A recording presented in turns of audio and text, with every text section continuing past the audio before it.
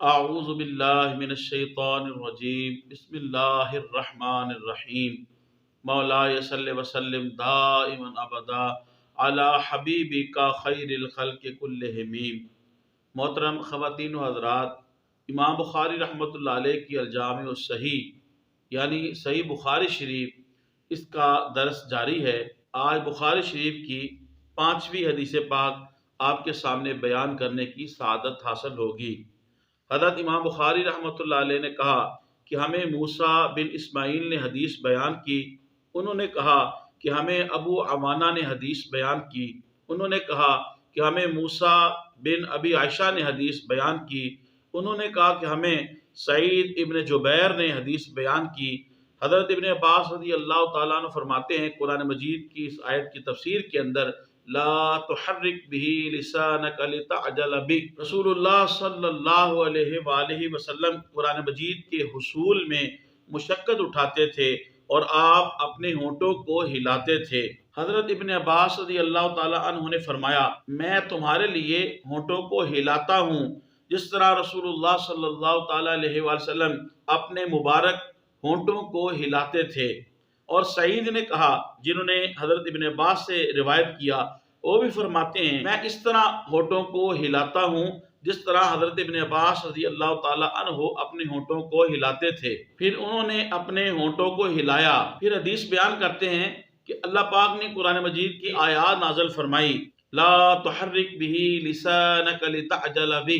کہ آپ قرآن کے ساتھ اجلت میں یاد کرنے کے لیے اپنی زبان کو حرکت نہ دیں۔ حضرت ابن عباس نے کہا، یعنی اس قرآن کو آپ کے سینہ مبارک میں جمع کرنا اور آپ کا اس کو پڑھنا ہمارے ذمہ ہے۔ پس جب ہم اس کو پڑھ چکیں تو آپ اس پڑھے ہوئے کی اتباع کریں۔ حضرت ابن عباس رضی اللہ تعالیٰ نے فرمایا، جبرائیل کے پڑھنے کے دوران حضرت ابن عباس اس کی تفسیر بیان کرتے ہیں کہ آپ سنیں اور خاموش رہیں، پھر آپ کے لیے اس کو بیان کرنا ہمارے ذمہ ہے۔ حضرت ابن عباس نے کہا کہ جبرائیل کے پڑھنے کے دوران آپ سنیں اور خاموش رہیں، پھر آپ کے لیے اس کو بیان کرنا ہمارے ذمہ ہے، پھر آپ کا اس کو پڑھنا ہمارے ذمہ ہے۔ اس کے بعد جب حضرت جبرائیل علیہ السلام آتے تو رسول اللہ صلی اللہ تعالیٰ علیہ وسلم غور سے سنتے، پھر جب حضرت جبرائیل علیہ السلام چلے جاتے تو نبی صلی اللہ تعالیٰ علیہ وسلم اس طرح قرآن پڑھتے جس طرح حضرت جبرائیل علیہ السلام نے پڑھا تھا۔ اس حدیث پاک کے اندر راوی یہ بیان کر رہے ہیں کہ رسول کریم صلی اللہ تعالیٰ علیہ وآلہ وسلم کے پاس جب سید الملائکہ نوری فرشتوں کے سردار حضرت جبرائیل علیہ السلام آپ تشریف لاتے، آپ جب قرآن مجید پڑھتے، وحی کو لاتے، تو رسول کریم صلی اللہ تعالیٰ علیہ وآلہ وسلم وحی کو پڑھنے میں، قرآن مجید کو یاد کرنے میں اور اس کے مفاہیم اور مطالب کو سمجھنے کے لیے آپ ساتھ ساتھ پڑھتے اور جبرائیل علیہ السلام سے بعض اوقات گفتگو بھی فرماتے۔ تو اللہ پاک نے قرآن مجید کے اندر اس عمل سے رسول کریم صلی اللہ تعالیٰ علیہ وآلہ وسلم کو روکا اور فرمایا، لا تحرک به لسانک لتعجل بہ، یعنی اے پیارے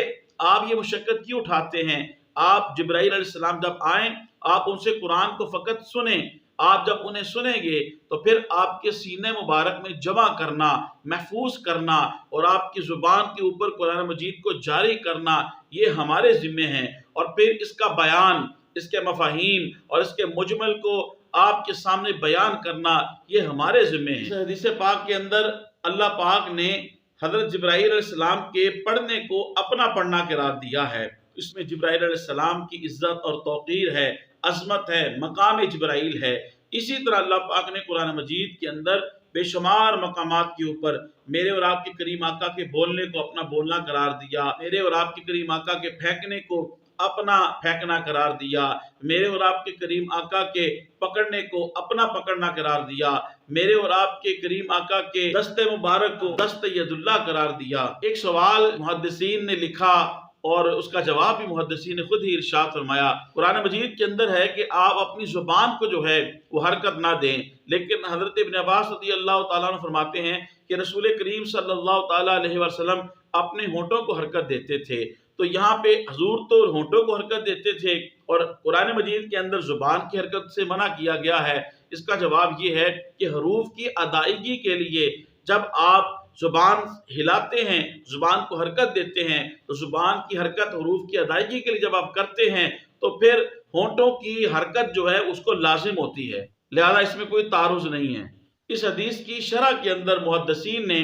اس بارے میں تفصیل لکھی کہ جب قرآن مجید پڑھا جائے، یعنی نماز کے علاوہ بھی، خارج از نماز بھی، نماز کے اندر تو حناف کے نزدیک قرآن مجید مقتدی کا سننا یہ لازم ہے۔ وَإِذَا قُرِئَ الْقُرْآنُ فَاسْتَمِعُوا لَهُ وَأَنصِتُوا لَعَلَّكُمْ تُرْحَمُونَ، دو حکم ہے کہ خاموشی بھی اختیار کرنی ہے اور سننا بھی ہے۔ تو جب جہری نمازیں ہوں، یعنی اونچی آواز سے جب امام قرات کر رہا ہو تو اسے خاموشی کے ساتھ سننا ہے، اور جب ساکت نمازیں ہوں، خاموش نمازیں ہوں، سری نمازیں ہوں، جیسے ظہر کی نماز ہے، عصر کی نماز ہے، تو اس وقت قرآن مجید کی اس آیت کی روح سے ایوان سے تو خاموشی اختیار کرنی ہے، لہٰذا امام فجر کی نماز پڑھائے یا ظہر کی نماز پڑھائے، بہر صورت احناف کے نزدیک قرآن مجید کی اس آیت کے پیش نظر جو ہے امام کے پیچھے مقتدی خاموشی اختیار کرے گا، اور قرآن مجید اگر امام اونچی آواز سے پڑھ رہا ہے تو اس کو سماعت بھی کرے گا۔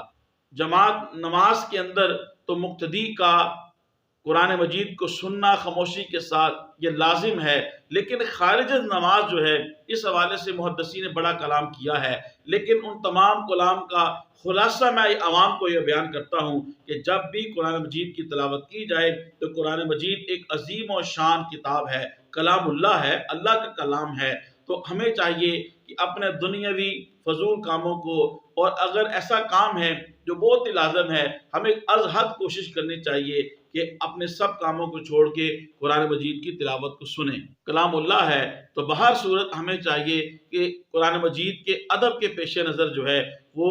اپنی گفتگو کو روک دیں اور قرآن مجید کی تلاوت کو سنیں۔ ہاں یہ ہے کہ مختلف لوگ بیٹھے ہوئے ہیں کسی مجلس میں یا کوئی کام کر رہے ہیں اور اپنے اپنے کام کے اندر اور ضروری گفتگو کے اندر مشغول ہیں، اور وہاں پہ کوئی دوسرا بندہ بعد میں آئے اور وہاں پہ آ کے اونچی آواز سے قرات کرنا شروع کر دے، تو اگر اب کوئی قرآن مجید کو نہیں سنے گا تو اس کا گناہ جو ہے وہ پڑھنے والے کے ذمہ ہوگا، کیونکہ اسے ایسی جگہ پہ جو ہے وہ قرآن مجید نہیں پڑھنا چاہیے تھا جہاں پہ قرآن مجید کی عزت اور توقیر کے اندر ظاہری طور پہ جو ہے وہ کمی نظر آ رہی ہو، تو اسے خاموشی کے ساتھ قرات اور تلاوت کرنی چاہیے تھی۔ تو بہرحال سامعین کے لیے ہے جہاں تک ہو سکے اسے قرآن مجید کی تلاوت کو سننا چاہیے، خارج از نماز کی بات ہو رہی ہے۔ محترم خواتین و حضرات، تبلیغ دین کی نیت سے میرے اس حدیث پاک کے درس کو آپ زیادہ سے زیادہ لوگوں تک پہنچائے۔ اللہ پاک آپ کو اجر عظیم عطا فرمائے۔ السلام علیکم ورحمۃ اللہ وبرکاتہ۔